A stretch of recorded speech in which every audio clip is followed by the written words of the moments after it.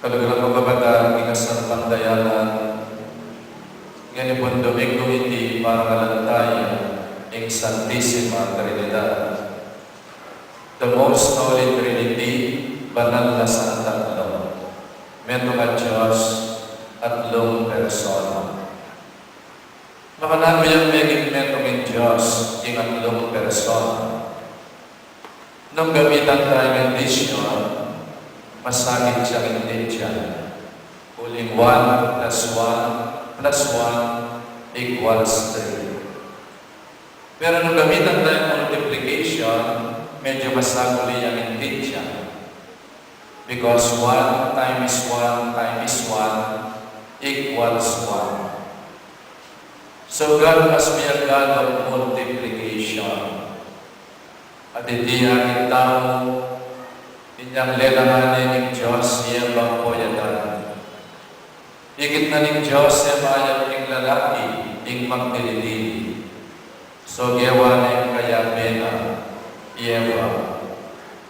Kesa ni iya bang po yadan, He blessed them, and God sent them on a mission to put up a family. At sinabi na ang Eva po yadan, go and multiply. God is pro-life. God calls us to life. At tinawas ko direct din niya asawa to be co-creators of life. Nyamin ng Diyos is a God of life and a God of life and a God of love. At kaburihan ng Diyos yung pamiyambin ng lalaki ang po yung babae, blessed by God. He blessed them. God is pro-marriage. Uling ang maging plano ng Diyos, buri na maging matatagya ng pamilya. At ng pamilya, ng pundasyon, ng lipunan, at ng Santa Iglesia. Pamikalugod, ang manalumbangan ng sakramento ng kasal. Lugod na rin may asawa, ang maging santungan, sika na ng tetagan ng pamilya. God is pro-family. Inyapin na ng santong kasulatan, what God has joined together, let no man put asunder. Purihin Diyos, manatili ng matatag ng pamikalugod din may asawa. To live together in a communion of life and love. Kalubaran ng Santissima Trinidad, a communion of life and love, sharing the same mission and vision. A perfect community reflected in a family united in love and life. My dear brothers and sisters, inyang dakala rin tinuki kang Jesus, may gaganakayan Ginoo, o tanong muli na, mga liyulating dalan. So namin sinabi na ng Ginoo, kitnaka rin alagad, what have you? At nadari alagad at ipumeto ka nakalalaki Kenny, at inyang 5 tinape, ang pong at wakasan. So, delaro rin 5 tinape, ang pore at wakasan kang Jesus. At minultiply na lang. 5 loaves times 2 fish equals 5,000. And more than 5,000 men, women and children had their fill. What a multiplication equation, defying even mathematical exactness. 5 times 2. 2 fish times 5 loaves equals 5,000 and more. Makapagmula. There was the multiplication of loaves. The miracle of sharing. Sabi ng Diyos, anak mayayakin siya. When there is miracle of sharing in our lives. Sharing of time, talent, and treasure.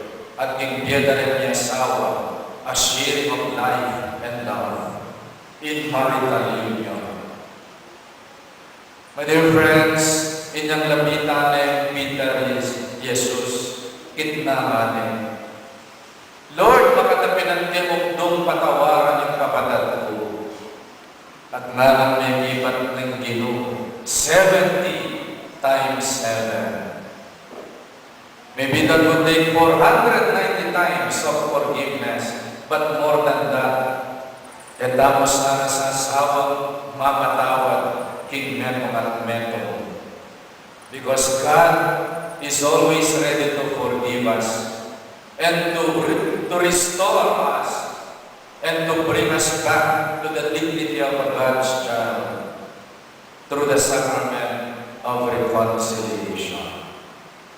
Medyo po ka rin po promote ang rekatamo ini, diya pinita may pera sa basura. Let us recycle and reuse our garbage and trash. Basura ni pakinabangan mepa.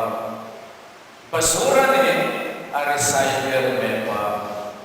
Makanya niya po yung papayabot na kailangan ng gospel reading. God did not condemn the world. He came not to condemn the world, but to save it from sin.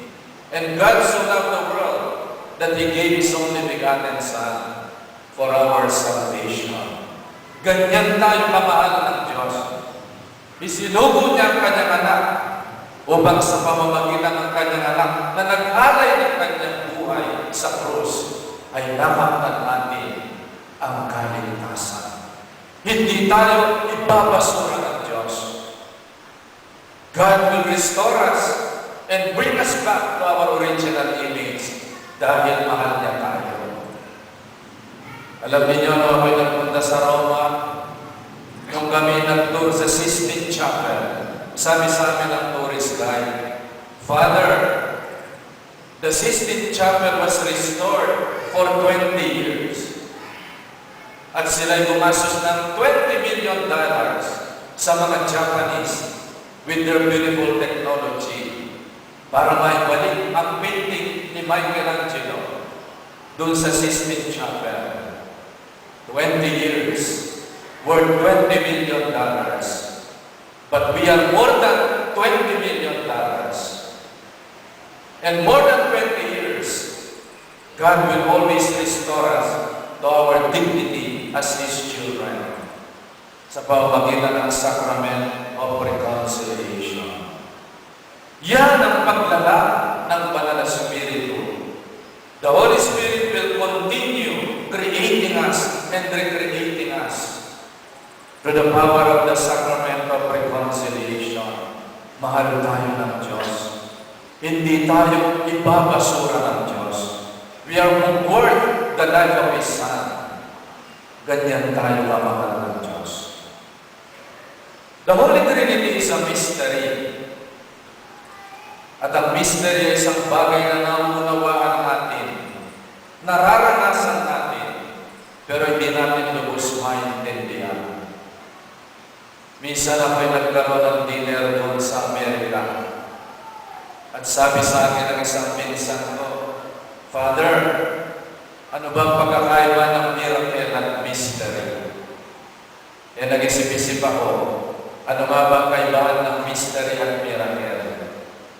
Eh, sabi ko sa ko, Kuya Villamor ko, ako amor, siring na, naning pamyaliwa, ning mystery and miracle. At sabi niya, alam mo, Father, when a woman conceives, it is a mystery. But when a man conceives, it is a miracle. At bigla siya tumawag. It was a joke. Pero totoo nga naman ang pagkakaiba ng miracle at mystery. Alam niyo, ang mystery ay isang bagay na nararanasan natin. Marami tayong misteryo sa ating buhay na ating nararanasan, pero hindi natin lubos maintindihan. Para bang kahapon nagkasal ako. Kinasal ko si Dea at si Shie. Nabigla ko kay Shie sa kanyang trial ni Boda at ayos kahapon na makaganda niya. So pumasok si Shie, nakabelo nakatakip ng belo yung kanyang mukha para bang suspense, pero naaaninag mo na yung kanyang mukha. Behind the veil is the beautiful face of Sherry. Kaso nahihirapan ako sa kanyang pagmamarcha. Napakahaba ng kanyang triangle at babakakbang may bugyang misubsubisyon. Bigkasangin ko tuloy. May narinig ikaw at sumamog yung kalikutan. Ay salamat nakarating si Sherry dito sa harap ng altar. At pagkatapos ng kasal, you may now kiss the bride. At hindi naman lemonate ang belo at natambad sa kanya ang napakagandang mukha ng kanyang asawa. And they kiss her bride.